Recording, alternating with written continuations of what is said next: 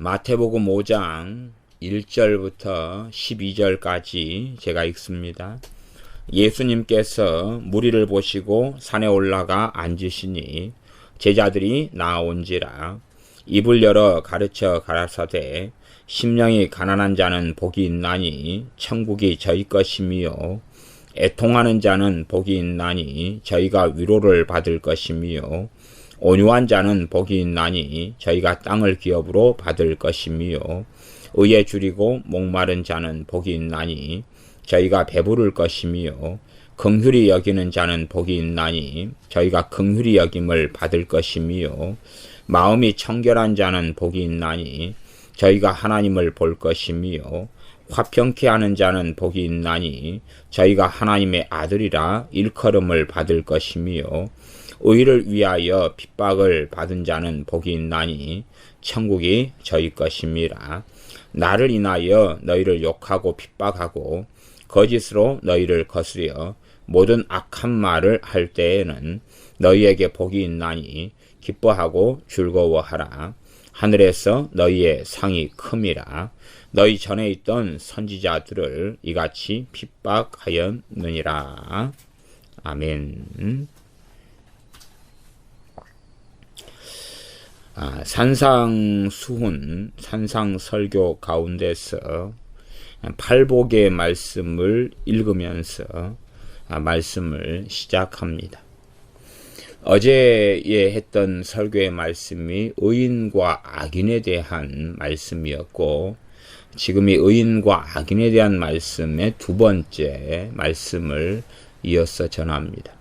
신약과 구약 성경에서 핵심은 의인과 악인이 가장 큰 중심 주제 중에 하나다. 우리 한국 어법하고 이 영어식 어법의 차이가 있습니다. 한국 어법은 이것이 가장 큰 중심 주제다. 그러면 그것이 넘버원이다는 이야기고, 미국식 표현은 중에 하나다 그런 거예요. 그러니까 여러 개가 있는데 그 중에 하나다. 그래서 말의 실수를 훨씬 미연에 방지를 합니다. 저는 미국식 어법을 써서 이 가장 큰 주제다 그렇게 이야기하는 게 아니라, 가장 큰 주제들이 여러 개가 있는데 그 중에 하나다. 그러니까 다 가장 큰 주제가 이거 중에서 다 삐까삐까하다. 그런데 대단히 중요한 주제다. 그렇게 의인과 악인에 대한 말씀을 이야기합니다. 그러면 이제 사람들은, 제가 요즘에 기도에 대한 주제를 이야기하고 있으니까, 사람들은 기도를 열심히 하거나 안 하거나, 많이 하거나 아니면 적게 하거나, 이런 것을 가지고 하나님께 도움을 많이 받거나 못 받거나, 기도를 많이 하면 하나님께 많이 쓰임을 받고, 기도를 적게 하고 안 하면 쓰임을 안 받고, 또 중보 기도를 많이 하면 굉장히 의로운 자가 되고 굉장히 하나님 일을 많이 한 자가 되고, 그리고 중보 기도를 안 하면 이기적인 사람이 된다. 이런 이상한 이야기들을 많이 합니다.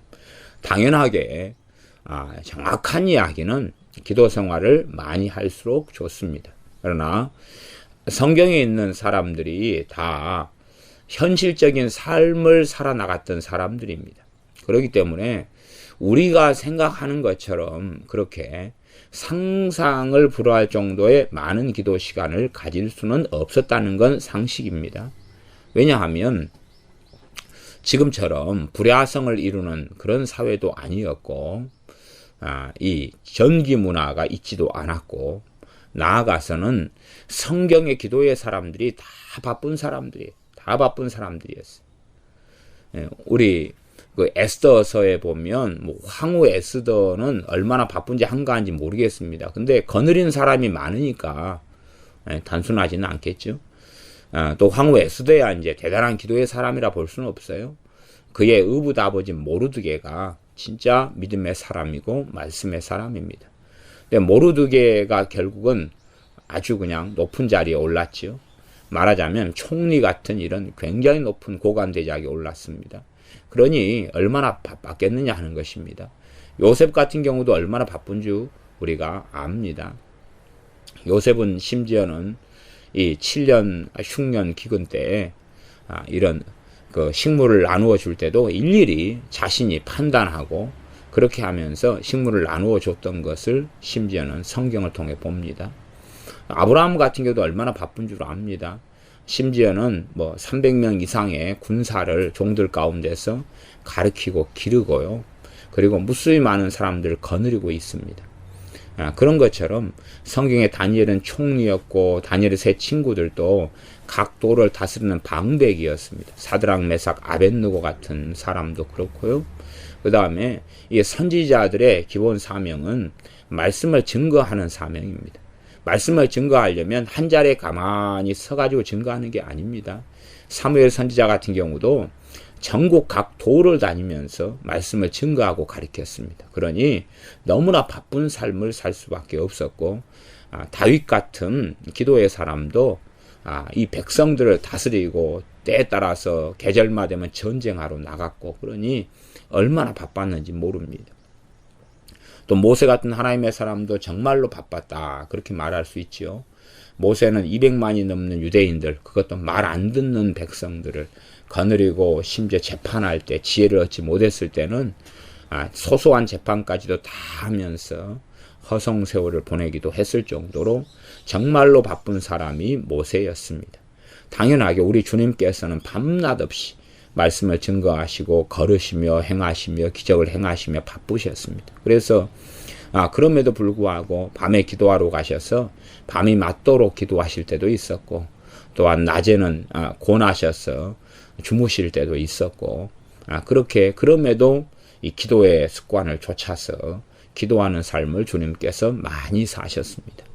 그럼에도 불구하고 하루가 24시간이기 때문에 시간적인 한계가 당연히 있다 하는 것은 알 수가 있습니다. 그러지 요즘에 기도 선교사다 아니면 중보 기도자다 뭐 등등의 이상한 이야기가 성경에 등장하는 게 아닙니다. 신약시대의 사도들 가운데 최고의 기도의 사람이다 그러면 사도 바울을 꼽습니다. 사도 바울은 너무나 바빴다는 걸 알 수 있습니다. 심지어는 복음을 전하기 위해서 이 복음을 전하는데 걸림돌이 안 되려고 직접 이 천막 만드는 일을 하면서 노동하면서 그렇게 생계를 유지하고 복음을 전했던 것을 볼 수가 있습니다. 그렇게 해서 사람들이 생각하는 이 기도의 환상하고 실제적인 이 하나님을 섬기는 삶을 살면서 기도하는 것과는 굉장히 사실은 유사품이지만 다른 것 속에 있습니다. 이 마귀의 역사는요, 마귀 역사는 그냥 이 눈에 보이는 악으로서 마귀가 역사한다면 사람들은 그 악은 다 대항합니다.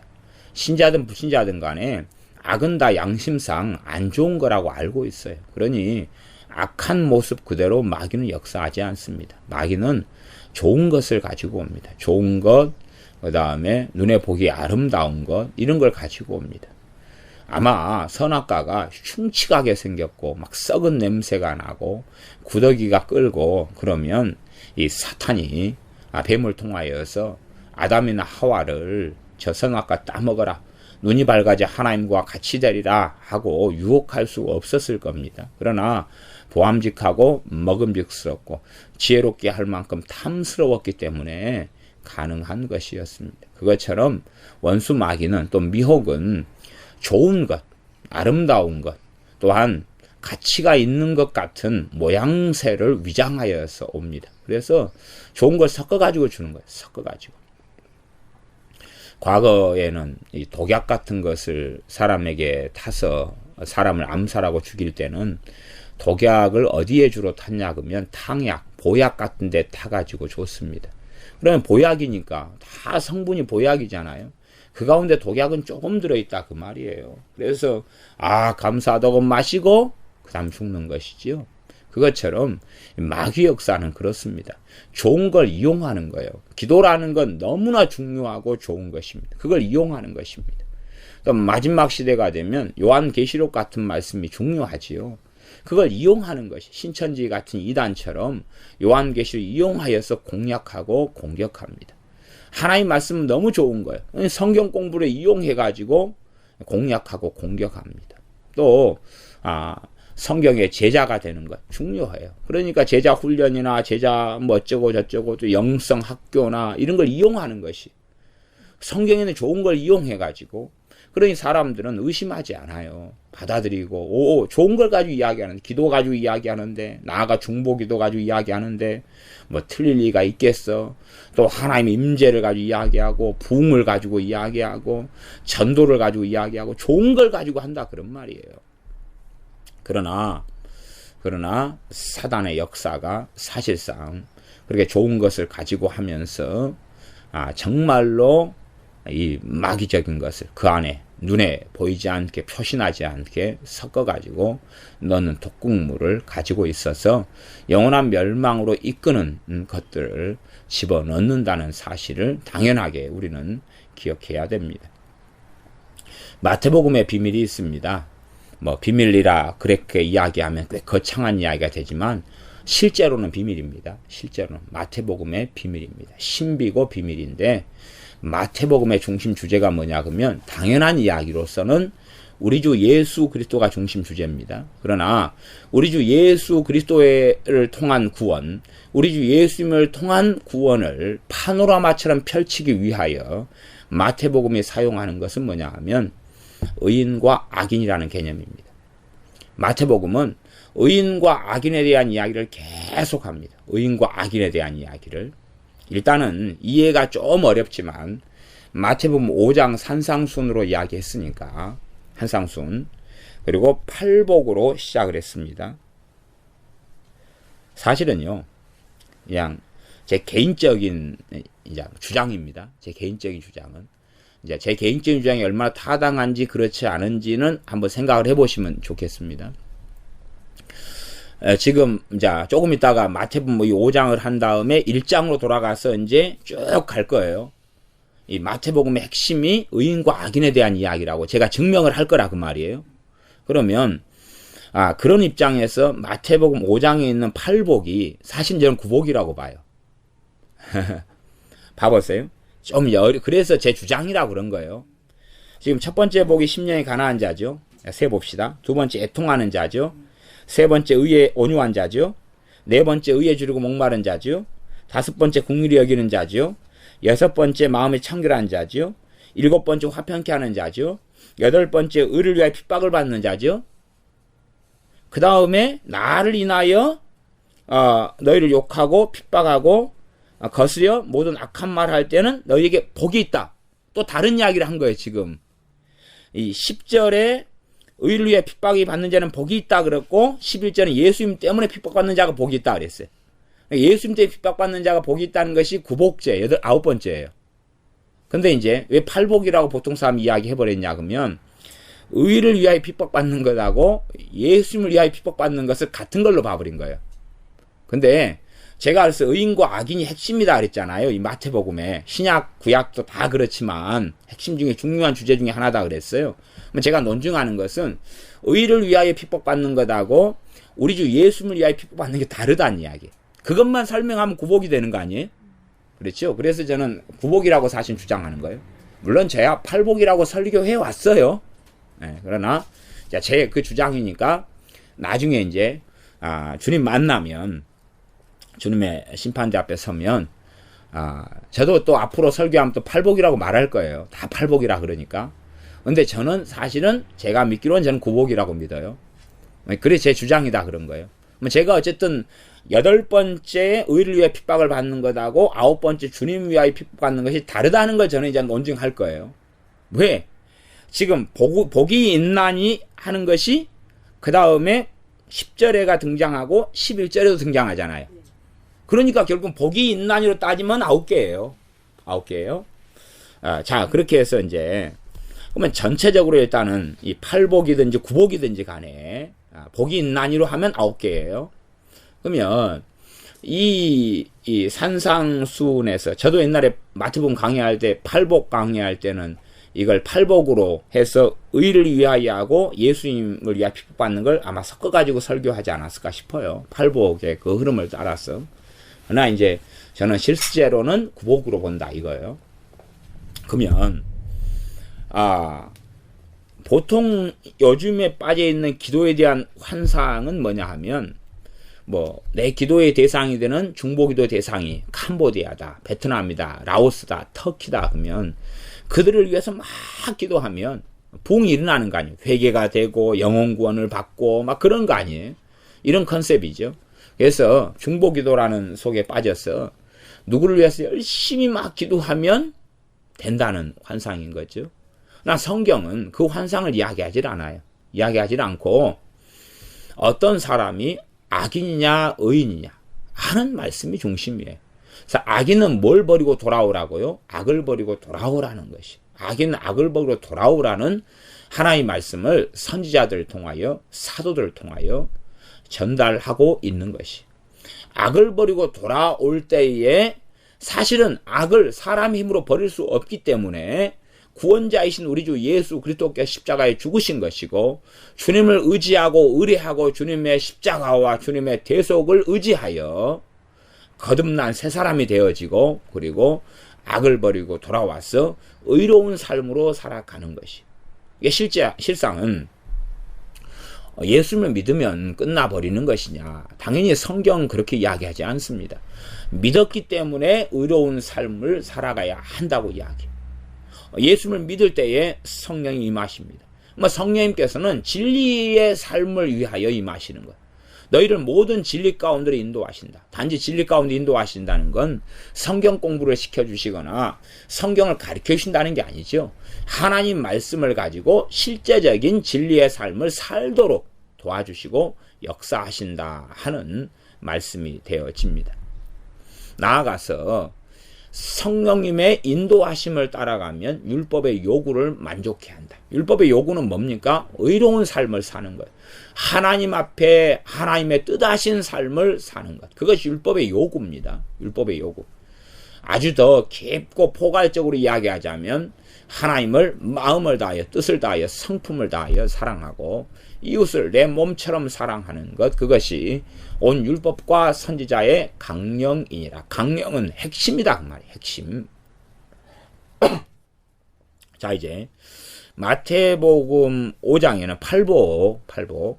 저는 이제 구복이라고 이야기합니다만은. 그래서 어떤 자가 복이 있느냐 그럴 때에 기도를 중보기도를 받는 사람이 또 중보기도자가 이런 걸 이야기하지 않는다 그 말이에요. 그러니까 사람들이 이 중보기도 환상에 빠져버린 사람들이 참 놀라운 것은 성경을 이것 따로 저것 따로 한다 그 말. 이것 따로 저것 따로. 비빔밥을 먹을 때에 과거의 외국인들이 우리 한국 문화, 비빔밥 문화를 잘 몰랐을 때는 비빔밥을 먹으면서 유명하다니까 먹었어요. 전주 비빔밥을. 그러면서 너무 고통스러워했어요. 왜 그러냐 그러면 섞어 먹는다는 개념이 없기 때문에 밥은 밥대로 먹고 콩나물은 콩나물대로 먹고 나물은 나물대로 먹고 근데 비빔밥 나물들은 다 심심하잖아요. 그렇게 다 먹고 마지막에 고추장을 먹었어요.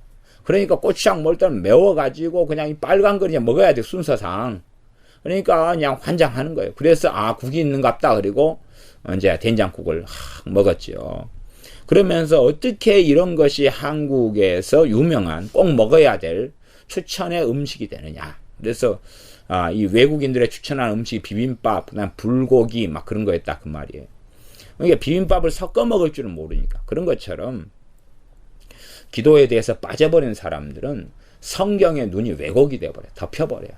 그러면서 팔복에 대한 설교도 듣고 심지어 이런 산상수훈이 팔복에 대한 말씀을 읽어요. 물론 팔복만이 아니라 산상수훈 전체에 대한 말씀이기도 하죠. 그러나 빨간색이나 검정색 시커먼 색안경을 끼워버렸기 때문에 성경이 왜곡되고 이상하게 보인다는 사실입니다.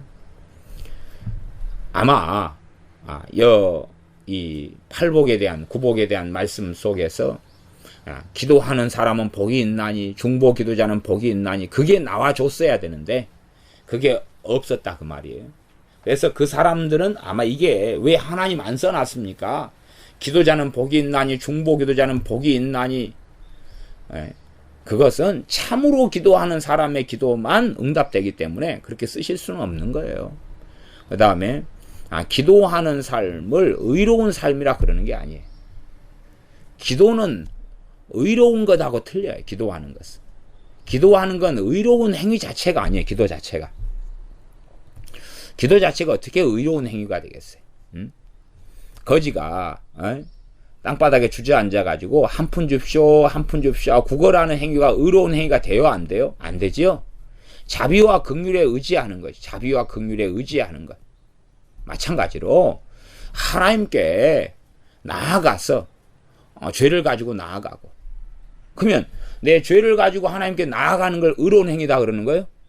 야, 니 못돼 먹게 살지 좀 말고 죄 가지고 나오지 좀 마라. 그러실 수가 있을 거 아니에요. 그러니까 우리가 죄가 있으면 있는 대로 맨날 가지고 나오는 게 기도를 통해서 가지고 나아가는 거예요. 그게 어떻게 의로운 행위가 되겠어요? 내 죄를 가지고 나아갈 수 있다는 것은 하나님의 말할 수 없는 자비가 있는 거고, 긍휼이 있는 거고, 사랑이 있는 것이에요. 내 기도는 절대 의로운 행위가 아닙니다. 내 기도는 하나님의 복이에요. 내 기도는 하나님의 은혜고 하나님의 자비입니다. 그래서 그것을 좀 이 산상수훈을 통해서 좀 살펴보려면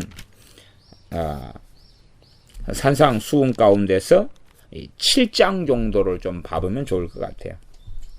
7장 7절부터 7장 12절까지가 이 기도에 대한 이야기가 또 나와 있죠.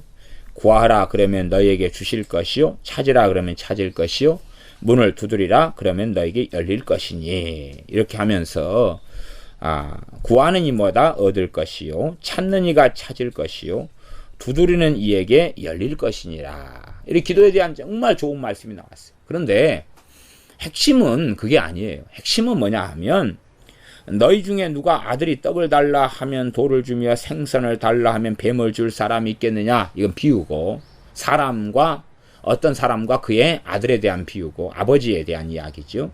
11절이 핵심이에요. 너희가 악한 자라도 좋은 것으로 자식에게 줄 줄 알거든 하물며 하늘에 계신 너희 아버지께서 구하는 자에게 좋은 것으로 주시지 않겠느냐. 누구의 문제입니까? 하늘에 계신 아버지의 문제라 그 말이에요. 하늘에 계신 아버지의 아버지가 좋은 걸 주시는 좋으신 아버지께서, 우리 아버지가 주인공이다 그 말이에요. 이것 때문에 기도가 가치가 있는 것일 뿐이지 우리 기도하는 행위가 의로운 게 아니에요. 그러면 우리 자식이 엄마 용돈 좀 주세요 하는 행위가 그것이 의로운 거예요? 그걸 의롭다고 생각하면 정말로 정신머리가 없는 거예요. 엄마 학용품 사게 돈 좀 주세요. 그럼 오, 너가 의로운 행위를 했도다. 그런 것이 아니란 말이에요. 그건 의로운 게 아니라 엄마 아빠의 사랑과 자비에 기인해서 그래서 구하는 것입니다. 기도는 절대 의로운 행위에 들어가는 게 아니에요. 기도는. 그것도 이해를 못하는 사람들은 이제 정신병원에 가는 거 말고는 이제 가야 될 길은 없고, 무덤 속에 눕는 거 말고는 해야 될 일은 없다. 저는 그렇게 보입니다. 기도는 의로운 행위가 아니에요. 기도는 의로운 행위가 아니에요. 기도는 은혜에 속한 것이. 기도는 하나님만이 주인공인 거다. 그 말입니다. 물론 이제 좀 어려운 이야기인 12절까지는 설명하지 않겠습니다. 기도하고 연결지어서 그러면서 황금률이 나와 있습니다. 자, 다시 이제 5장으로 넘어가겠습니다. 그래서 5장에는 어떤 사람이 복이 있다라고 말씀하냐 그러면 5장 3절에는 심령이 가난한 자. 물론 이 산상수훈을 제가 설명하려는 것은 아니고 지금 의인과 악인에 대한 이야기를 설명하려고 하는 거다 그 말이에요. 그러니까 자세한 이야기는 안 합니다. 심령이 가난한 자가 복이 있다. 심령이 가난한 자가. 그 다음에는 애통하는 자가 복이 있다. 지금 시편 같은 경우도 애통을 이야기하죠. 무슨 애통이에요? 죄에 대한 애통이죠. 죄에 대한 애통이에요. 회개고 하나님께 가슴을 찢고 나아가 죄를 가지고 구하는 거예요. 하나님께 나아가서 죄를 가지고 회개하는 거죠. 그 애통입니다. 그런 사람이 위로를 받는다. 심령이 가난하다. 마음이 가난하다. 그 사람이 천국을 받는다. 마음이 가난한 것이 뭡니까? 이 하나님 외에는 의존하고 의지할 이가 없는 거예요. 또 온유한 자가 복이 있다. 시편 같은 데가 또 잠언도 그러지만 시편에 참 많이 온유한 자가 땅을 차지한다는 이야기를 많이 하고 있습니다. 그러니까 실제적으로는 이 주님께서 구약 성경에 있는 이 중요한 것들을 가지고 이 복을 이야기해 놓으신 거예요. 중요한 것을 가지고. 이게 실상은 주님을 위하여 핍박받는 것에 대한 이야기는 주님께서 제시하신 거고, 마지막 9번째. 그리고 이 8개까지의 팔복은 구약 성경에 하나님께서 어떤 사람들에게 복을 주시냐 하는 것을 주님께서 정리를 해 놓으신 것이다 라고 말할 수 있습니다. 그래서 온유한 사람이 땅을 기업으로 받는다. 그건 시편에도 강조되어 있습니다. 그 다음에 모세는 그 누구보다 온유함이 승한 자였습니다. 주님께서는 나는 온유하고 겸손하니 내게 와서 나의 멍에를 메고 배우라. 그러면 너희 마음이 쉼을 얻으리니 말씀했습니다. 다음에 의에 줄이고 목마른 자가 복이 있다. 의에 줄이고. 의가 뭡니까? 지금 하나님께서 옳다 하는 것, 하나님의 율법에 따르고 하나님의 말씀에 따른 삶을 의라 그럽니다. 하나님의 말씀에 따라 살아가는 걸 의라 그럽니다. 거기에 줄이고 목마른 것. 뭐 의에 줄이고 목마르다. 뭐 줄였다 말하면 배고프다, 목마르다는 거예요. 그러면 하나님 말씀대로 살아가기 위하여서 그거에 대한 간절함, 갈급함, 배고픔이 있다는 거예요. 그러니까 그 사람의 열정이, 그 사람의 간절히 사모함이 어디에 있느냐 그러면 하나님의 의에 있다는 것이. 하나님께서 기뻐하시는 삶, 하나님께서 원하시는 진리의 말씀에 따라 살아가는 것, 그것이 의예요. 그것에 대한 줄인 것, 배고픈 것, 목마른 것이 있단 말이에요. 그 사람이 배가 부르게 해주시겠다라는 말씀이고, 그 다음 긍휼히 여기는 자, 5번째, 긍휼히 여기는 자는 복이 있다. 다른 사람에게 자비하게 하고 불쌍히 여기고. 그래서 구약 성경에는, 신약도 그러지만 고아와 과부를 불쌍히 여기고 도와주고 구제하고, 이게 다 긍휼에 들어가는 거죠. 긍휼에 들어가는 거예요. 그러한 긍휼을 나보다 약자들에 대하여, 심지어는 나보다 강자처럼 보이지만 그 사람이 악인이라면 그 악인에게 돌이키라고 말씀을 증거하는 게 뭐겠어요? 긍휼이 될 수 있겠죠. 그러니 어쨌든 내가 베풀고 구워주고 나누어주는 어떤 삶에 대한 이야기로 일반적으로 볼 수가 있어요. 또 나아가서 내게 잘못한 사람에 대하여 내가 용서해 주는 것도 긍휼히 여기는 삶이 되어질 겁니다. 그러한 사람이 복이 있다. 계속하여 하나님 말씀하고 있는 거예요.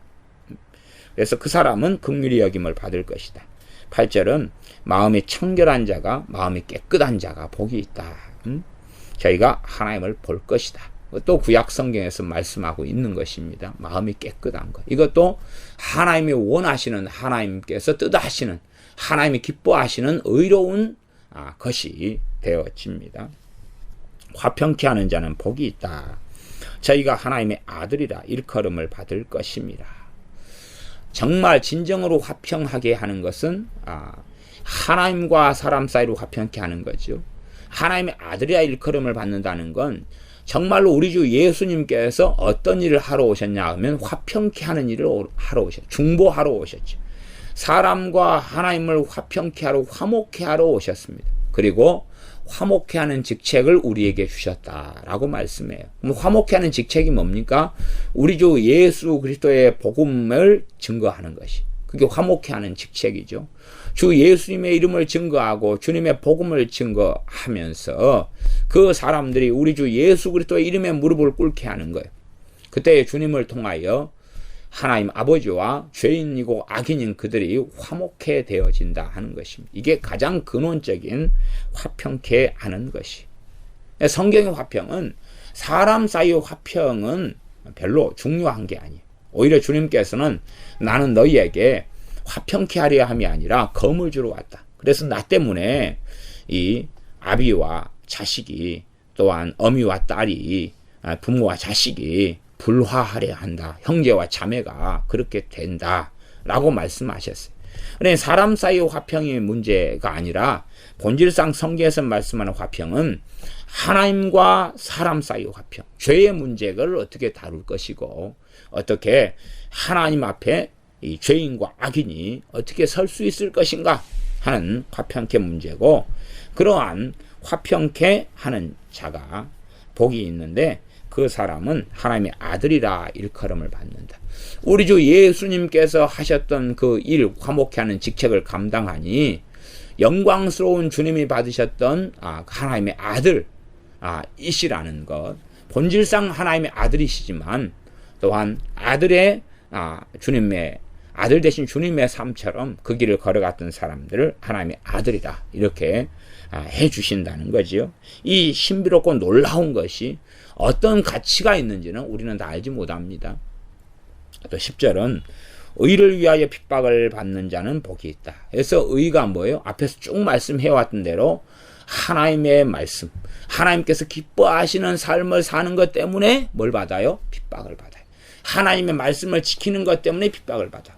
예를 들어서 우상 숭배하지 말라 그랬으면 내 가정이 제사 지내고 우상 숭배하는 집안이에요. 그러면 내가 그것을 안 하려고 싸워요. 뭘 받습니까? 핍박을 받지요. 그걸 이야기하는 것이 하나님의 말씀대로 지키고 살려고 일어나는, 당연하게 일어난 핍박, 그것이 의를 위하여 핍박을 받는 것이, 그것이 여덟 번째. 그래서 기본적으로 의가 뭔지를 우리가 성경을 통해서 이해하면 간단한 문제입니다. 그 다음에 이제 아홉 번째는 11절, 나를 인하여 너희를 욕하고 핍박하고 거짓으로 너희를 거스려 모든 악한 말을 할 때는 너희에게 복이 있나니. 가장 중요한 복이죠. 클라이막스, 아홉 번째 복입니다. 아홉 번째 복은 예수님 때문에 핍박을 받는 것, 예수님 때문에 욕을 먹는 것, 예수님 때문에 사람들이 우리를 모함을 하는 것, 거짓으로 우리를 거스려서 모함을 하고 모든 악한 말을 하는 거예요. 그때 복이 있는데 12절, 기뻐하고 즐거워하라. 예수님 때문에 핍박을 받는 사람은 기뻐하고 즐거워하라는 것이, 하늘에서 너희의 상이 큼이라. 너희 전에 있던 선지자들을 이같이 핍박하였느니. 선지자들이 당한 핍박을 그건 당하는 거다라고 주님께서는 친히 말씀을 하십니다. 그래서 사실상 가장 큰 클라이맥스, 가장 중요한 핍박은 예수님 때문에 당하는 아홉 번째 핍박이에요. 여덟 번째 핍박은 의를 위하여 받는 핍박은 하나님의 말씀대로 살고 하나님의 뜻대로 행하고 하나님의 말씀을 준행하고 하나님을 기쁘시게 하는 이 삶을 살아가면서 당하는 핍박입니다. 그러니까 의인이 당하는 핍박이다. 의인이 당하는 핍박, 의로운 삶을 살아가는 이들이 겪고 당하는 핍박이다, 그런 말입니다. 그러면 이제 이 마태복음의 핵심적이고 중요한 것이 제가 의인과 악인이다 그랬어요. 그걸 제가 이제 입증을 한다 그랬습니다. 그럼 마태복음 1장으로 넘어가겠습니다. 마태복음 1장입니다. 마태복음 1장 18절 제가 읽습니다. 예수 그리스도의 나심은 이러하니라. 그 모친 마리아가 요셉과 정혼하고 동거하기 전에 성령님으로 잉태된 것이 나타났더니 그 남편 요셉은 의로운 사람이라 저를 드러내지 아니하고 가만히 끊고자 하여 이 일을 생각할 때에. 요셉의 초점이 맞춰져 있습니다. 요셉이 어떤 사람이라고요? 의로운 사람이라고. 그래서 요셉의 생각하기에 분명히 자신하고 정혼한 마리아가 다른 남자하고 간음한 다음에 다른 남자 아이를 임신한 것 같다, 그 말이에요. 자, 사실상 그렇게 될 때는 율법상으로 하면 어떻게 해야 되냐 그러면 그냥 죽여야 되는 것이, 죽여야 돼요. 죽여야 되는 상황인데 요셉은 의로운 사람이라 그랬다, 그 말. 참 놀라운 거죠. 이 율법의 본질을 지금 요셉이 이해하고 있다는 이야기를 하고 있는 거예요. 요셉의 본질은 인과 의와 신이라 그런 거예요. 율법의 본질이, 주님께서 말씀, 율법의 가장 중요한 바 인과 의와 신의 본질을 요셉이 이해하고 있는 거예요. 그래서 겉에서 율법은 뭐냐 하면 그 마리아를, 다른 남자와 간음한 마리아를, 통간한 마리아를 그 남자와 함께 잡아다가 죽이는 거예요. 돌로 쳐서 죽이는 거예요. 사형에 해당되는 죄라고 나와 있어요, 이 간음이. 남자와 여자를 함께 돌로 쳐 죽이는 거예요. 그런데 요셉은 그렇게 안 하고 가만히가 정혼을 파혼을 한다. 파혼을 하면 이제 마리아에게 더 살아갈 기회를 주는 거죠. 그 다음에 이 마리아의 뱃속에 있는 아이도 마리아를 죽일 때 되면 누구도 죽어야 되는 거예요. 그 아이도 같이 죽어야 되는 거예요. 그냥 기회를 주는 거죠. 그러면서 그 남자하고 새로 가정을 꾸려가지고 살 수도 있을 것이고, 이런 생각을 요셉이 한다 그 말이에요. 왜? 율법에 더 중요한 바 인과 의와 신을 알기 때문에. 이게 성경에 참으로 많은 대부분의 유대인들이 율법을 보면서 주님께서 말씀하신 인과 의와 신을 못 깨달아 버리는 거예요. 율법에 더 중요한 바 인과 의와 신을 몰라버리는 거예요. 몰라버리고 겉에 있는 율법에 있는 조항들만 발견하고 그걸 가지고 율법주의로 들어가 버리고 만다 하는 것이. 그것 때문에 사실상 그들이 주님께 나오지 못하는 그런 가장 큰 걸림돌 중에 하나가 되어지고 마는 것입니다. 그러나 어떻게 겉으로 볼 때의 율법은 요셉이 행하지 않는 것처럼 보여지는 거예요. 왜? 돌로 쳐서 죽여야 되는데 안 죽이려는 것이에요. 그러나 하나님 말씀은 그 남편 요셉은 의로운 사람이라. 그러니까 지금 여기는 남편이라 그래요. 왜? 정혼한 상태를 결혼한 상태로 봐요. 성경적으로는. 그렇기 때문에 남편과 아내의 관계예요. 그런데 이 관계를 정리해가지고 끊어주려고 그래요. 말하자면 이혼해주려고 한다 그 말. 이혼해주려고 그래요. 그래서 마리아에게 다시 또 살아갈 기회를 주려고 그래요. 그러나 진실은 성령님으로 잉태된 우리 주 예수 그리스도께서 잉태되신 거였습니다. 그래서 요셉의 포인트를 두어서 1장 19절에 그 남편 요셉은 의로운 사람이라. 그래, 의로운 사람이라. 하나님 앞에 서서 하나님을 경외하며 하나님의 말씀대로 살며 율법의 가장 중요한 본질을 알고 깨닫고 살아가는, 그렇게 하나님을 경외하며 하나님 말씀 속에 살아가는 사람이다 그 말입니다. 이게 성경에서 가장 정말로 가치 있는 그런 하나님의 선언이고 말씀의 선언이라면 그 사람이 의로운 사람이다 하는 선언이 가장 놀라운 선언들이었어요. 그것은 욥에 대하여 말씀했던 하나님의 선언이고, 또한 아브라함이나 혹은 노아에 대해서나 이런 하나님의 사람들에 대하여 했던 선언이에요. 2장으로 가보면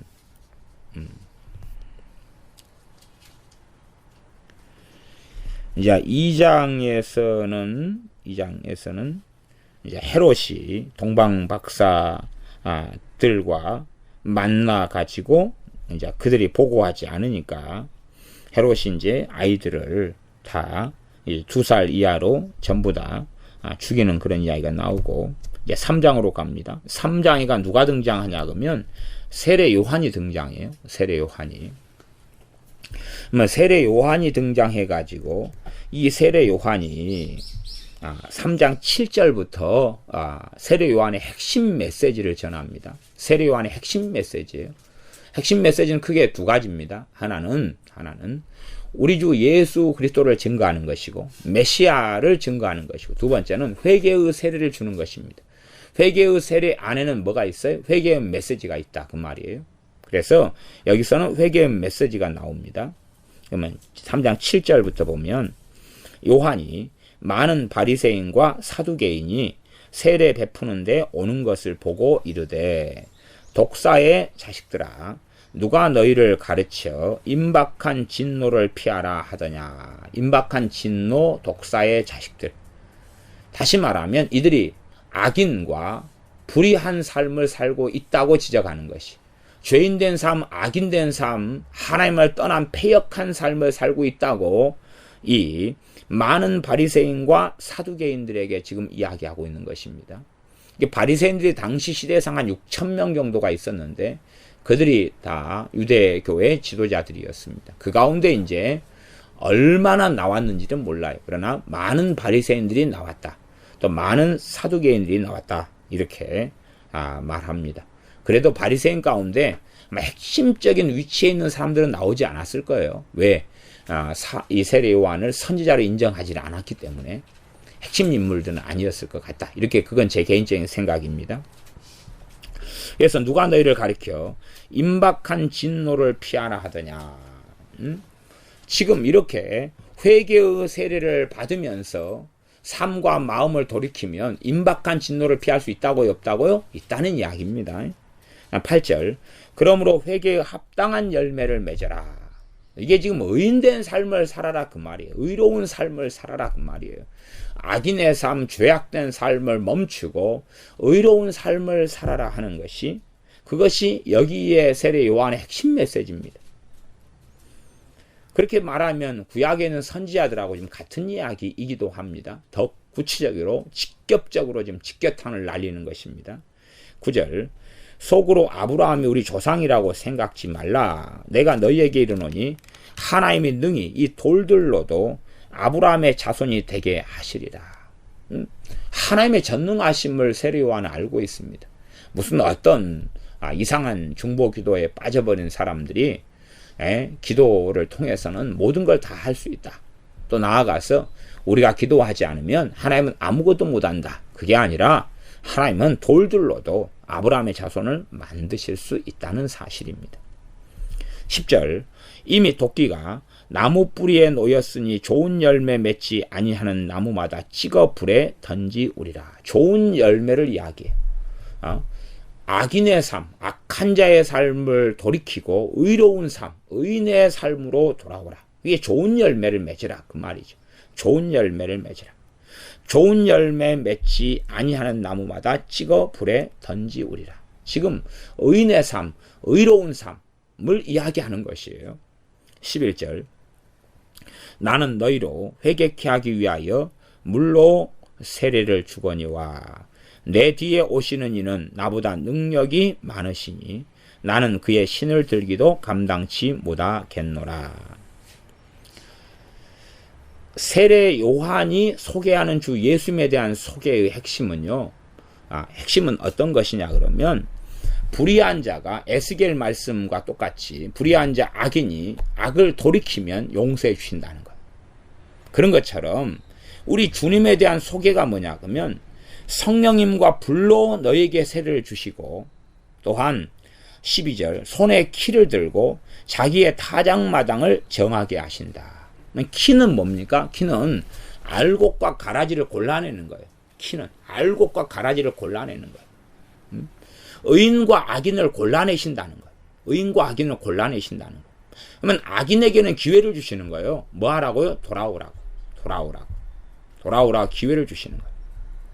실제로 주님과 만났던 무수히 많은 악인들 가운데 바리새인들 같은 악인들은 대다수가 돌아오지 않았어요. 그러나 세리와 창기 같은 악인들은 많이 돌아왔어요. 세리와 창기가 의로운 자들이 아니라 그들은 악인의 삶이고 악한 자의 삶이에요. 그러나 주 예수님을 통하여 돌아왔다 그 말이죠. 그래서 주님께서는 손에 키를 들고, 키는 과거에 지금도 농사 짓는 가정에서는 키가 조금씩 있는 가정이 있어요.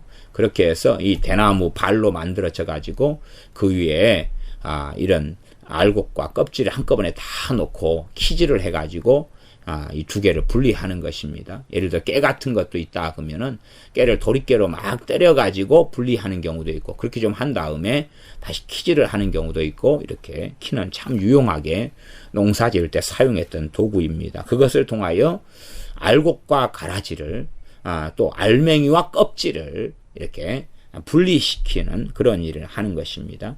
자기의 타작마당을 정하게 깨끗하게 하사 알곡은 모아서 곳간에 들이고 쭉정이는 꺼지지 않는 불에 태우시리라. 주님에 대한 이야기. 그러니까 보통은 구원자 되신 예수님에 대한 이야기에 대해서 사람들은 좀 편협하고 왜곡된 생각과 이야기를 가지고 있는데, 이 세례 요한은 주님에 대한 정확한 소개를 하고 있습니다. 정확한 소개가 그는 메시아다. 그래서 그분은 정말로 나하고는 아주 격이 다르다. 나하고는 존재 자체가 다르다. 그래서 나는 그분의, 여러분이 나를 선지자로 알고 인정하고 받아주고 있지만, 그러나 내가 하나님의 선지자로 부름받았지만 소위 말하면 나는 예수님의 그 신을 들 수도 없는 자다. 그렇게 나하고는 격이 다른 존재가 내 뒤에 오시는 예수 그리스도시다. 그분은 메시아시다.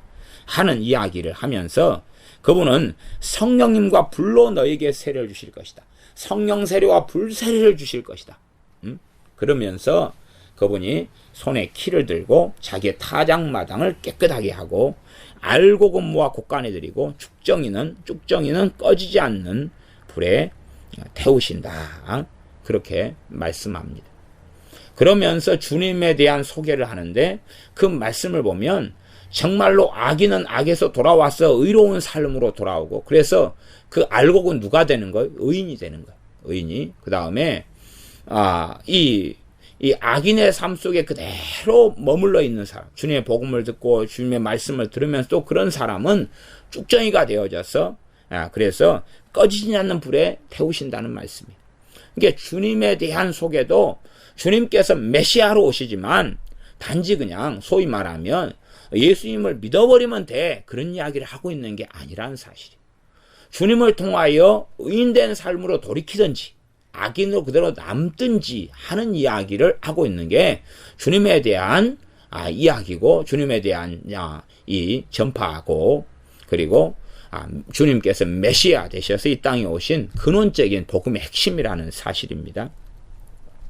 주님께서 이제 13절에 보면 요한에게 세례를 받으러 오셔요. 오셔가지고 그러니 세례 요한이 말려가지고 14절에 내가 당신에게 세례를 받아야 할 터인데 당신이 내게로 오시나이까. 그러니까 주님께서 꽤 어려운 말씀을 하십니다. 무슨 말씀을 하시냐 그러면 이제 허락하라. 우리가 이같이 하여 모든 의를 이루는 것이 합당하니라. 의를 이루는 게 합당하다 그래요. 그래서 여기서 뭘 언급합니까? 의를 언급해. 나중에도 이 마태복음 산상수훈에 가면 너희 의가 바리새인과 서기관보다 낫지 아니하면 하나님 나라에 들어올 수 없다. 계속 그 의를 이야기합니다. 계속 의를 이야기해. 그렇게 해서 주님께서 세례 요한에게 세례를 받습니다. 세례를 받는 것이 의를 이루는 것이다라고 말씀해요. 의는 뭐예요? 하나님 앞에서 올바른 것, 하나님이 기뻐하시는 것, 또한 하나님의 말씀대로 행하는 것, 하나님의 뜻 안에서 하나님의 말씀대로 계명 안에 진리 안에서 행하는 것이 의를 이루는 거다 그 말이에요. 그러니 주님께서 세례 요한에게 세례를 받는 것은 하나님의 뜻 안에 있었던 의다 하는 사실을 기본적으로 생각할 수가 있습니다. 물론 제가 아까 2장을 읽으면서 헤롯에 대한 이야기는 크게 하지 않았습니다. 그러나 그 동방 박사들 같은 경우는 그 동방의 의인들이다 그렇게 말할 수 있고요. 그 다음에 헤롯은 악인 가운데 전형적인 악인이다 이렇게 말할 수 있죠. 전형적인 악인이고 그래서 그 전형적인 그 악인이 아이들을 다 죽여서 2살 이하를 죽여서 라마에서 통곡하는 소리가 들리게 됩니다. 그래서 그 악인의 헤롯 같은 악인의 삶을 보여주는 것이고 또 하나님 앞에 인정받는 사람들이 하나님께서 계시하시고 보여주셔서 메시아를 맞이하러 동방에서부터 그 먼 여행을 떠나서 오도록 하나님이 하시는 것입니다. 그리고 주님께 경배하게 하시는 거고 메시아를 만나게 하셨던 사건입니다. 그리고 이제 4장을 봐보겠습니다. 4장, 마태복음 4장에 주님께서 이 40일간 금식하는 것이 나옵니다. 40일간 금식도 누가 시키셨느냐? 그러면 4장 1절에 보면 그때 예수님께서 성령님에게 이끌려 마귀에게 시험을 받으러 광야로 가서 40일 밤낮으로 금식하신 후에 그러면 성령님께서 마귀에게 시험을 받으라고 이끄셨다 그 말이에요. 성령님께서 마귀에게 시험을 받으라고 이끄셨어요.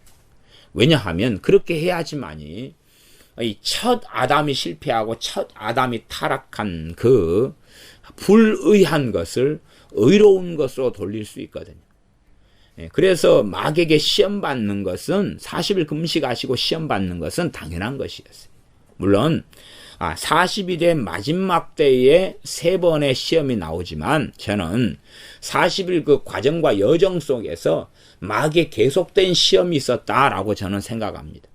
40일 동안에 계속 시험하고 공격했으나 마지막 최후의 공격이 이 3번이다. 그런 말이에요. 최후의 공격이.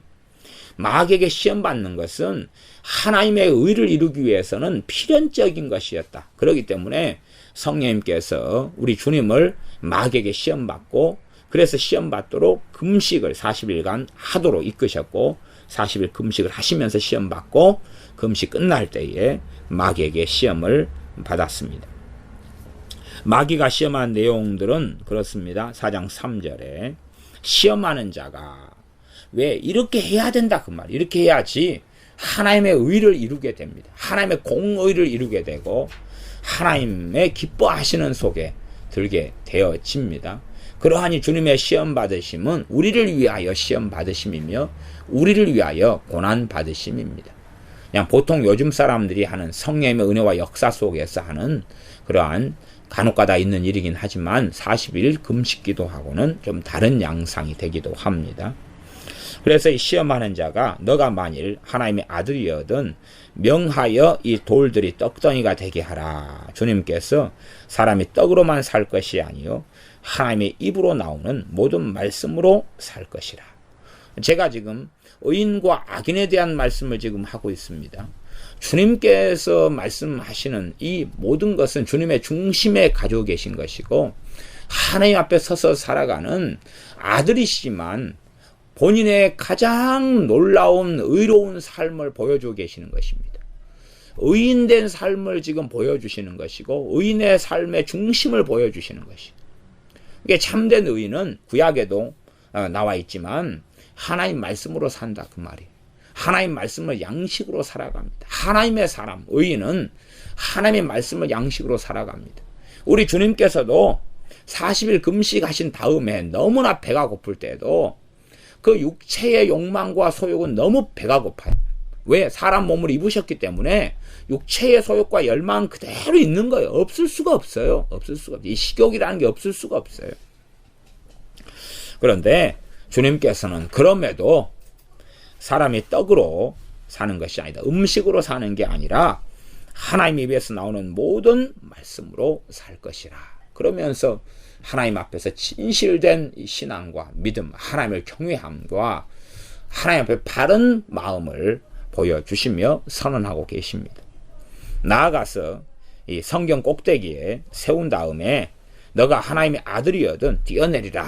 그렇게 시험할 때에 그러면 성경을 언급합니다. 시편 91편 언급해서 시험을 하는데 주님께서는 7절에 또 기록되었으되 주 너의 하나님을 시험치 말라. 하나님을 시험치 말아라. 그렇게 하면서 거절하고 물리치십니다. 하나님을 경외하는 자리에 주님은 서서 살아가셨지 하나님을 시험하면서 때로는 하나님을 테스트하면서 그런 자리에 서 계시지 않았습니다. 악인은 하나님을 조롱하기도 하고 하나님을 시험하기도 합니다. 그러면서 하나님이 살아계시면 이것 좀 해보시오. 아니면 이것 좀 해보시오. 이것 좀 해주시오. 그러다가 이루어지지 않는 걸 보면 아이고 하나님 원망하면서 왜 안 해주요?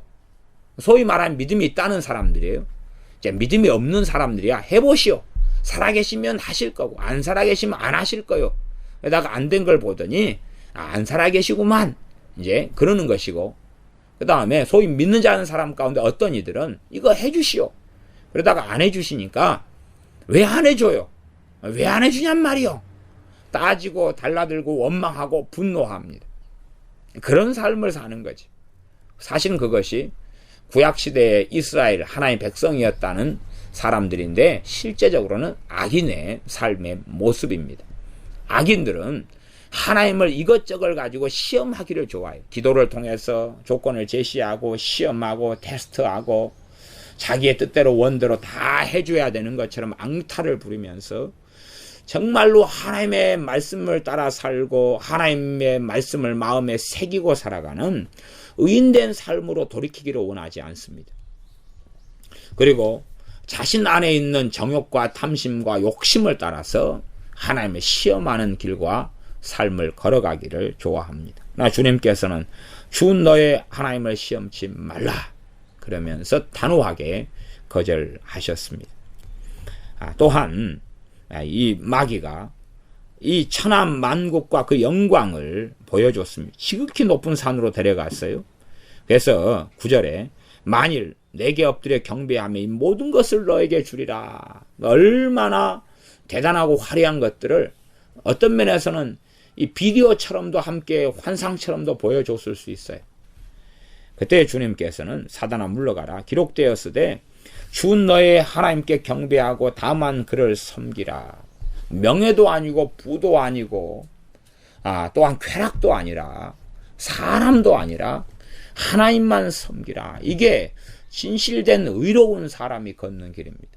주님께서는 참된 의인의 길을 보여주신 것, 참된 하나님을 경외하는 자의 길을 보여주신 것이 이 마태복음 4장에 시험 받으신 것이, 정말로 어떤 사람의 길이 하나님 앞에 의로운 삶이고 의인된 삶이냐, 이것을 보여주신 내용이고, 참으로 하나님께서 기뻐하시는 그러한 의로운 삶, 히브리서 말씀으로 한다면 그의 경외하심으로 인하여 들으심을 얻었느니라.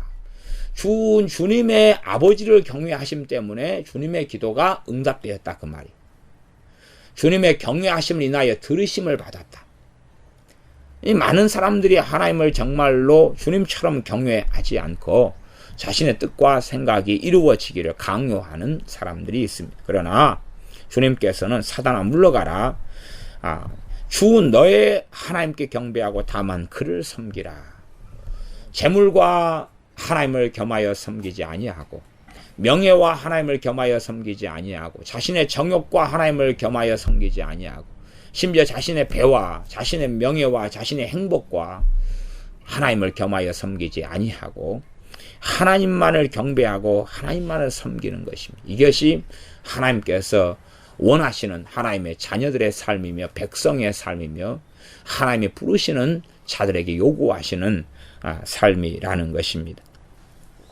이제 4장 17절을 보면, 17절 보면 이때부터 예수님께서 비로소 전파하여 가라사대 회개하라 천국이 가까웠느니라 하시더라. 실상은 이 세례 요한이 했던 선포가 그렇습니다. 회개하라 천국이 가까웠느니라. 세례 요한이 선언한 게 그것입니다. 그리고 주님께서 동일하게 지금 회개하라 천국이 가까웠느니라 라고 말씀하고 계십니다. 세례 요한이 이렇게 한 것은 아마 누가복음 정도에 보면 나와 있을 거라 이렇게 생각합니다. 그러면 4장 17절에 회개하라 천국에 가까웠느니라. 좀 어려운 이야기가 됩니다. 어려운 이야기는 사람들이 잘 그런 어떤 부분을 좀 이해하지 못하고 좀 문제가 오류가 있냐 그러면 회개하라 천국이 가까웠느니라. 이 지금 메시지는 세례 요한이 첫째는 하나님의 백성인 이스라엘에게 전한 메시지고, 그 다음 당연하게 주님께서도 이들을 하나님 백성이고 선민인 유대인들 이스라엘에게 전하신 복음의 선포이고 선언입니다. 이방인이 해당되는 게 아니란 이야기죠. 이방인이. 그래서 주님께서도 나를 내가 잃어버린 양에게 보내심을 받았다. 그렇게 말씀하고 너희들도 잃어버린 양에게 가라. 그렇게 말씀을 하고 있는 것을 우리는 같이 보게 됩니다. 주님께서는 하나님의 백성들, 공생의 세월 동안에 하나님의 백성들, 자녀들을 잃어버린 사람들에게 보내심을 받았고, 이방인들에 대해서는 사실은 아니었습니다. 이방 땅 갈릴리 지역에 주님이 가셨지만, 그러나 그 갈릴리 지역에 이방인이 아니라 잃어버린 바 된 하나님의 자녀들인 유대인들이 거기에 살았기 때문에 갈릴리 지역에서 복음을 많이 전하셨다 하는 것입니다. 그래서 회개하라 천국이 가까웠느니라. 그러면 이것을 듣는 유대인들, 이스라엘 백성들은 어떤 자리에 있느냐? 회개가 무엇이냐 그러면 회개는 죄에서 돌이키는 것입니다. 당연하게 죄에서 돌이키는 게 회개입니다. 그러면 죄가 무엇인지를 누가 알 수 있습니까? 이방인이 알 수 있습니까? 없습니까? 이방인은 모릅니다. 이방인이 가지고 있는 죄의 개념이라는 것은 하나님 말씀에서 오는 개념이 아니라 윤리적이고 법률적인 그런 개념이고 양심적인 그런 개념에 불과합니다. 그러하지 진정으로 하나님 말씀에 어그러진 하말티아, 하나님 말씀에서 어그러져서 하나님 말씀이란 관역에서 어그러져서 삐뚤어지고 다른 길을 걸어가는 것, 그것이 죄라는 것, 거기에서 돌이키는 게 회개이고, 그것을 세례 요한이 잡힌 다음에 그 다음에 주님께서 제자들과 함께 선언하시고 외치시며 걸어가셨습니다. 그것은 회개하라 천국이 가까웠느니라 하는 거였습니다. 그러지 이방인들에게, 요즘에 안 믿는 사람들에게 우리가 전도하는 내용 자체가 아닙니다. 말하자면 선지자들이 했던 선언하고 같은 거다 그 말이에요. 선지자들은 누구에게 보냄받았습니까? 타락하고 패역한 하나님의 백성들에게 보냄을 받았습니다. 타락하고 패역한 하나님의 백성들인 이스라엘과 유다에게 주로 보냄을 선지자들이 받았지요. 그래서 그 선지자들이 하는 외침도 사실은 이것과 같았다라고 말해야 됩니다. 세례 요한이 그래서 회개하라 천국이 가까웠느니라. 그러면 하나님 백성은 천국을 압니까 모릅니까? 알지요. 알아요. 이방인들은 천국을 압니까 모릅니까? 몰라요. 왜? 그게 먹는 거냐? 사탕이냐? 마시는 거냐? 뭐 하는 거냐?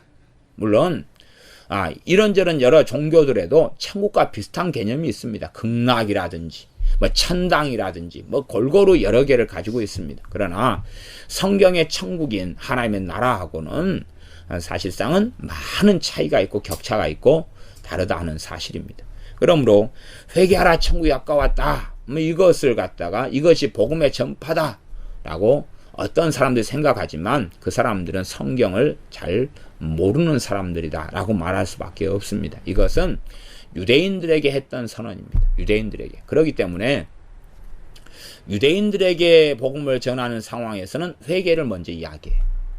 그러나 이방인들에게는 회개를 이야기하지 않습니다. 이방인들에게 회개를 이야기하는 건 없어요. 이방인들에게 회개는 언제 이야기하냐 그러면 예수님을 믿은 다음에 이야기해요. 순서가. 왜냐하면 예수님 믿은 다음에야 뭘 알아요? 죄를 알아요. 예수님 믿은 다음에야 말씀을 읽고 청종하기 시작해요. 그러나 유대인들은 어릴 때부터 말씀을 배워와요. 어릴 때부터 율법을 배워와요. 그러면서 하나님의 말씀에 이른 것과 하나님의 하라는 것과 하지 말라는 것이 뭔지, 죄가 뭔지, 불의가 뭔지, 악이 뭔지, 악행이 뭔지를 유대인들은 알고 있다 그 말이에요. 또한 하나님의 나라가 이 구약 성경의 핵심 메시지 중에 하나예요. 그렇기 때문에 하나님 나라 천국을 알고 있어요. 천국의 도래를 알고 있어요. 그래서 회개하라 천국에 가까웠느니라는 이 유대인들에게 하시는 하나님의 말씀이고 복음의 전파, 유대인들에게. 그래서 사도행전에도 유대인들에게 사도 베드로가 복음을 전할 때 형제들아 우리가 어찌할꼬, 너희가 예수님 죽였잖아. 그러니까 어찌할꼬 그러면서 물으니 회개하고 주 예수님을 믿어라. 그래야면 이 성령님을 선물로 너희도 받을 것이다 라고 말씀을 증언하고 복음을 증언하고 있었습니다. 그러니 회개하라 천국에 가까웠느니라. 회개하라는 건 뭡니까? 악인의 악을 버리고 의로운 삶으로 돌아와라 그 말이에요. 의인과 악인에 대한 메시지라 이렇게 말할 수 있습니다. 그래서 이 회개해야지만이 어디에 갈 수 있다는 이야기예요? 천국에 갈 수 있다는 이야기입니다. 그러니까 이 회개의 메시지를 가지고 이제 뭐 행함 있는 삶 믿음이라는 둥, 뭐 믿음으로 구원받는데 그 믿음은 회개가 있는 믿음이 구원받는다, 이런 이야기를 해버리면 그것은 틀린 이야기입니다. 그건 성경을 막 섞어버린 이야기가 되는 것이, 오직 믿음으로만 구원을 받습니다. 오직 믿음으로만 구원받아요. 말하자면 1만 달란트 탕감을 먼저 해주는 거예요. 먼저 해줘요. 그 다음에 이제 실제의 삶 속에서 100데나리온 동관을 만나서 용서해주지 않을 때 그때에 그의 1만 달란트가 탕감돼 버립니다. 아니 무효가 돼, 백지화 돼 버린다 그런 말이에요. 그것이 주님께서 이 복음에 대하여 정말로 어떠한 일과 사건이 구원에 대하여 벌어지느냐 하는 것을 보여주신 일이죠. 그래서 용서의 문제와 심지어는 구원을 받았다가 구원을 잃어버리는 문제하고 직결되어 있다 하는 것까지도 주님이 말씀해 주시는 것이에요. 물론 거기에서 극단적으로 용서를 안 한 것이 있을 때는 지옥 간다 그런 이야기를 하고 있는 건 아닙니다.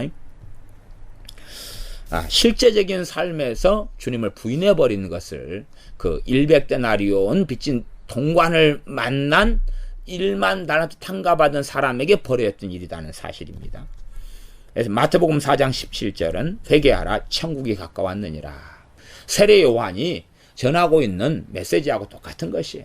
도끼가 나무뿌리에 놓였으니 너희가 회개치 아니하면 좋은 열매를 맺지 아니하는 나무마다 찍어 불에 던지우리라.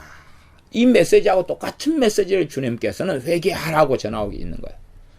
이스라엘 백성은 율법을 항상 낭독하고 읽고 알고 있기 때문에 회개하라 그러면 자신이 어떤 죄들 가운데 있는지를 알고 있는 거예요. 어떤 우상 숭배 가운데, 어떤 하나님의 말씀을 어김 가운데, 어떤 등짐 가운데 있는 것을 알아요.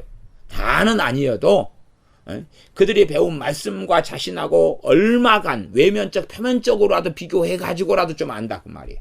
물론 바리새인들 같은 경우는 외면적 표면적으로 말씀을 지켜가면서 회개할 것이 우리는 없어. 그래서 주님께서 너희가 죄 없다 하니 아직도 죄가 그대로 있다. 죄가 있다고 하니까 내가 그걸 인정하고 그 죄를 용서해 주겠다. 그러나 너희가 죄 없다고 해? 그러니 너희 죄는 그대로 있어. 죄 없다고 해? 내가 너희 죄를 결코 용서해 주지 않겠다. 라는 말씀과 같은 것입니다. 그러하니 주님께서 제자들과 함께 회개하라. 천국이 가까웠느니라. 하나님 말씀으로 돌아오고 하나님께서 기뻐하시고 원하시는 의로운 삶으로 돌아오라 그 말이에요. 그 회개하라는 메시지입니다. 유대인들에게. 그렇게 해가지고 이들은 주님께 나오게 되는 것입니다. 유대인들하고 이방인하고 전도가 틀려요. 이방인하고. 이디오피아 내시를 만나서 그에게 회개를 이야기하는 건 아니에요. 이디오피아 내시 간다고 영화에 국고 맡은 내시야 하나님을 경외했던 사람이 포함되긴 하지요. 그러나 유대인들이 율법을 알고 유대인들이 율법을 받았던 것하고는 틀려요. 왜? 율법을 직접 받은 당사자가 이 이디오피아 내신에 해당되질 않아요. 왜냐하면 그는 유대인이 아니니까. 원래 유대인 율법은 유대인에게 주신 거예요. 하나님의 선민에게 주신 거지 이방인에게 주신 게 아니에요. 이방인들은 참고할 뿐이에요. 왜? 자기들에게 하신 하나님의 명령이 아니기 때문에 그래요. 그러나 이제 그걸 통해서 간접적으로 하나님을 알아가고 배워가면서 하나님을 경외하는 것을 알아가는 그런 것이지요. 그래서 회개하라 천국이 가까웠다. 정말로 하나님이 원하시는 너희 죄와 악을 버리고 하나님께서 원하시는 의인의 삶으로 돌아오라. 의로운 자가 되어져라. 하나님 말씀 앞에 서서 회개하고 가슴을 치고 회개하고 의인의 자리에 서라 하는 말씀이 됩니다. 왜냐하면 천국이 가까웠기 때문에. 천국이 가까웠기 때문에 그 기회를 너희가 지금 놓치면 안 된다 라고 말씀하고 있는 거예요. 개봉박도 지금 곧 임박했습니다. 그러니 곧 이제 될 거예요. 그 다음에 그 기회를 놓쳐버리면 사실은 물 건너 가버리죠. 그러니까 정말로 이들이 회개하고 하나님 천국에 가까웠느니라. 이들이 회개한다 해서 구원받지는 않아요. 그러나 그렇게 될 때에 이제 하나님의 은혜를 주셔서 주 예수 그리스도를 메시아로 알게 되는 것입니다. 그래서 진정한 천국을 얻게 되는 거예요. 다시 말씀드릴게요. 회개하라 천국이 가까웠느니라 하는 것은 세례 요한도 전했고 주님도 전한 말씀이고 출발입니다. 그러면 그들이 회개한다고 구원받느냐? 그건 아니에요. 사실상 본질상 회개도 잘 일어나지 않아요. 그러나 그들의 악을 돌이키고 하나님께 나오고 이럴 때에 주 예수님을 통하여서 진정한 회개가 가능하고 주 예수님을 통하여서 자신이 하나님의 나라를 얻게 되는 것을 알게 되는 이 몽학 선생이 율법이 되어주는 일이 벌어진다 그 말이에요. 율법이 그리스도께로 인도하는 초등 교사가 되어준다 그 말. 유치원 교사나 초등 교사가 되어져. 왜? 회개한다는 것은 내가 죄 가운데 어이할고 하고 가슴을 치는 거예요. 그러면 이 죄를 해결할 수 있는 분이 누구냐를 찾을 수밖에 없다는 사실이. 왜? 그래야지만이 천국을 소유할 수 있기 때문에. 그래서 율법은 주 예수님께로 손을 가리키는 방향 지시등이나 이정표지요. 저리 가야 됩니다. 저리 가야 돼요. 왜냐하면 우리가 의로운 삶을 살려고 아무리 발버둥 쳐도 성경에서 인정하는 의인이 있지만, 그럼에도 불구하고 성경 인정하는 아무리 어떤 의인이라 할지라도 하나님 말씀 앞에 서고 또 선다면 내가 정말로 내 안에 불의함이 많다는 것을 끊임없이 발견해 갈 수밖에 없기 때문에 그렇습니다. 그러니까 진정한 의인은 계속하여 자신 안에 있는 죄를 가지고 하나님께 나아가는 일을 반복적으로 끊임없이 할 수밖에 없다는 것을 알아요. 왜? 자기 안에 끊임없이 육체의 소욕과 정욕을 통하여 죄가 끊임없이 퐁퐁퐁퐁 솟아오르는 것을 보기 때문에 그러합니다. 그러나 그들은 그 죄를 가만두지는 않아요. 가만두지 않고 하나님께 가지고 나온다는 사실. 그래서 그 죄가 사함을 받고 가리우심을 받는 복을 얻고, 그래서 그를 하나님께서 의인이라 그렇게 인정해 주시는 것이 시편 같은데 전체적인 돌아가는 스토리고 사이클이 되기도 합니다. 그렇게 해서 이 4장 23절부터 25절까지 보면 예수님께서 온 갈릴리에 두루 다니사 저희 회당에서 가르치시며 천국 복음을 전파하시며 백성 중에 모든 병과 모든 약한 것을 고치시니, 이제 회개하라 천국이 가까웠느니라로 서두의 문을 열어요. 그 다음에 사람들에게 뭘 가르칩니까? 천국 복음을 전파를 해요. 직접적으로 내용이 있어야 돼요. 그러지 어떤 정신 나간 사람들은 그냥 한국에 말씀도 모르는 사람들한테 회개하라 천국이 가까웠느니라고 전도하러 돌아다니는 사람들이 있어요. 아니, 죄가 뭔지를 말씀의 기준을 통해서 알아야지 회개를 하든지 말든지 하고, 천국을 믿지도 않는데 무슨 천국을, 심지어는 예수 믿는다고 하는 사람들 중에서도 천국을 인정하지 않는 사람들도 있어요. 그런 판국에 안 믿는 불신자가 무슨 회개를 하고 무슨 천국이 가까웠다 그러면 받아들이고 그랬어요. 오히려 정신 나간 소리를 하게 되는 것이. 그러나 이 회개하라 천국이 가까웠느냐 외침을 듣는 유대인들은 다 아는 이야기. 그래서 이 회개하라 천국이 가까웠느니라는 첫째 유대인에게만 해당되는 이야기. 그러니까 당시의 시대로 끝나는 이야기. 그 다음에 이제 이 메시지를 동일하게 전해야 된다면 그것은 선지자가 타락하고 패역한 이스라엘 백성, 하나님 백성에게 전했던 것처럼 예수님 믿는 신자들에게 전해야 될 메시지가 회개하라 천국에 가까웠느니라는 메시지가 되는 거예요. 불신자에 대한 메시지가 아니고 하나님의 백성이라고 일컬어지는 교인들, 성도들, 하나님의 자녀들에게 외쳐야 될 현재의 메시지 말씀이 회개하라 천국에 가까웠느니라는 거예요. 왜? 성경을 좀 읽었고 예배도 좀 드려봤고 죄가 뭔지도 좀 알고 있기 때문에, 또 천국이 있는지 없는지를 알고 있기 때문에, 그렇기 때문에 회개하라 천국이 가까웠느니라는 당시 유대인하고 지금 믿는 사람들 가운데 세상을 사랑하고 정욕대로 행하면서 타락하고 배교한 사람들이 정말 많지요. 그들에게 주시는 말씀이에요. 그러하지 너희가 아브라함의 자손이기 때문에, 너희가 예수님을 영접했기 때문에 너희는 무조건 천국 가 하는 말씀이 해당되는 게 아니라는 사실이죠. 오히려 메시지는 회개하라 천국이 가까웠느니라 하는 메시지가 되어집니다. 다시 4장 23절로 넘어가면, 그래서 회당에서 가르치시며 천국 복음을 전파하시며, 이게 가르치시는 사역, 그 다음에 천국 복음을 전파하시는 사역, 그 다음에 백성 중에 모든 병과 모든 약한 것을 고치시니, 이렇게 병을 치유하시는 사역. 여기서는 이 세 가지 사역이 나옵니다. 이게 병을 이제 병 속에서 귀신 들림도 병 안에 포함시키는 것이 될 수가 있고 분리시키는 게 될 수 있어요. 그러면 귀신을 쫓아내는 걸 분리시키면 사중사역이라 그럽니다. 그 다음에 병을 고치는 것 안에 귀신 쫓아내는 걸 집어넣으면 삼중사역이 돼요. 그러나 실제로는 병하고 귀신은 다른 존재이기 때문에 병은 질병이고 세균의 문제고, 그러니까 기본적으로 그러니 사중사역을 주님이 하셨다, 그렇게 말하는 게 좀 더 타당하게 보여집니다. 그래서 24절, 그의 소문이 온 수리아에 퍼진지라 사람들이 모든 앓는 자, 곧 각색 병과 고통에 걸린 자, 귀신 들린 자, 간질하는 자, 중풍병자들을 데려오니 저희를 고치시더라. 갈릴리와 데가볼리와 예루살렘과 유대와 요단강 건너편에서 허다한 무리가 쫓으니라. 그래가지고 이제 5장부터 산상순을 하신 거다 그 말이죠. 그렇게 주님께서는 백성 중에 있는 모든 병과 모든 약한 것을 고치셨어요. 사람들이 고치셨어요.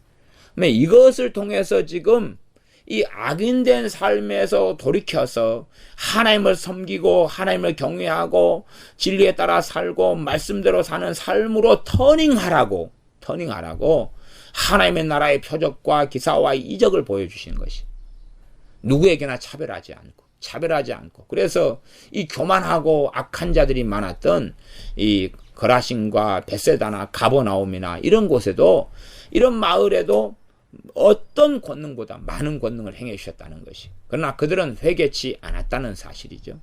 그러니까 이 권능을 행해 주신 이유가 뭐냐 하면 회개하라는 표적과 기적이에요. 하나님이 살아계시다. 하나님이 지금 임마누엘 너희 가운데 계시다. 어떻게 할래? 봐봐라, 중풍병자 치유되는 거 보이지? 귀신 쫓겨나가는 거 보이지? 각색병 등 거 고쳐지지? 하나님이 살아계시지 않느냐? 너희들이 어찌해야 되겠느냐? 하는 것이. 그러니 이 고라신, 가버나움, 벳세다 마을을 많은 권능을 행하시면서 정말로 주님이 요구하셨던 게 뭐냐 하는 것이 그들의 회개죠. 회개를 요구하신 거예요. 그러면 주님의 치유 사역, 귀신을 쫓아내는 사역을 통하여 주님께서 요구하신 게 뭐냐는 것입니다. 회개라는 것이. 회개라는 것이.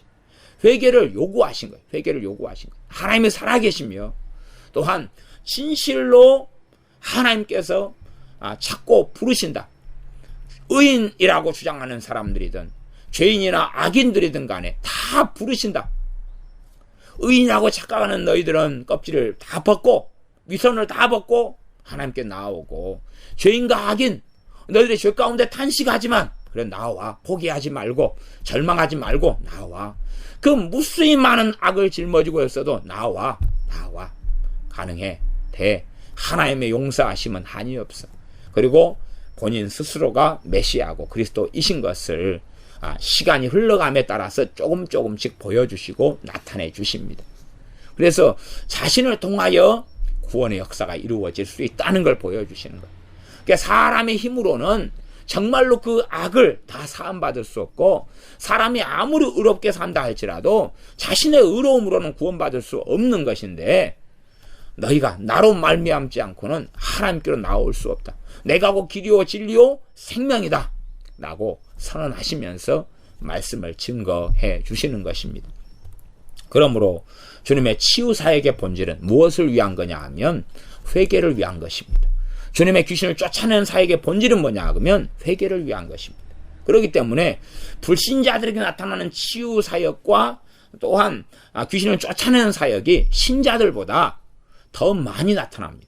사실상 바르게 복음을 전파한다면 신자들이 병을 치유받는 것보다 안 믿는 사람들의 치유가 더 빠릅니다. 또 신자들에게 역사하는 귀신이 쫓겨나가는 것보다 안 믿는 자에게 역사하는 귀신이 더 잘 쫓겨나갑니다. 이유는 뭐냐 하면 회개케 하기 위함입니다. 회개케 하기 위함입니다. 그 결과로 그들이 회개치 아니할 때는 많은 경우 귀신은 다시 돌아가요. 그래서 한 귀신 쫓겨나갔다가 자기보다 더 악한 귀신 몇이 들어간다 그랬습니까? 7이 들어가는 거예요. 그러니까 얼마 동안 1년은 편하고 반년은 편하고 5년은 편해요. 때로는 3년도 편하고 어떨 땐 짧을 때는 몇 개월 정도만 편해요. 그러다가 더 악한 귀신 7이 들어와 버리죠. 그 다음에 질병도 어떤 경우는 치유된 상태에서 가만히 유지돼요. 강팍하지 않고 악하지 않고 아직 더 회개를 안 했다 할지라도 기회를 충분히 주시니까. 그러나 그들이 더 완악함과 완강함으로 들어간 사람은 질병이 신속히 다시 돌아와 버려요. 치유하신 질병이. 그래서 치유와 축사는 불신자들에게 행하는 기본이에요. 신자들은 불신자보다는 잘 안 돼요. 왜냐하면 신자들은 하나님 관계가 핵심이 되는 거예요. 하나님 관계가 핵심이 되는 거예요. 그러나 하나님 관계가 바르지 않은 경우들이 유감스럽게 많아요. 믿는다고 하면서, 하나님을 섬긴다고 하면서 하나님의 관계가 바르게 안 되는 경우가 많기 때문에 치유 사역이 상당히 생각하기로 어려워요. 그 다음에 귀신을 쫓아내는 축사 사역도 상당히 생각하기로 어렵고 난점이 아주 많이 있게 되어집니다. 그래서 주님께서 이렇게 마태복음 4장 23절부터 이렇게 모든 앓는 자 24절 곧 각색병과 고통에 걸린 자, 귀신 들린 자, 간질하는 자, 중풍병자들 데려오니 저희를 고치시더라. 이 사역은 회개케 하기 위한 사역이에요. 치유와 축사는 회개케 하는 사역이 본질인 거예요. 회개하게 하려고 하나님이 기회를 주시는 것이 마찬가지입니다.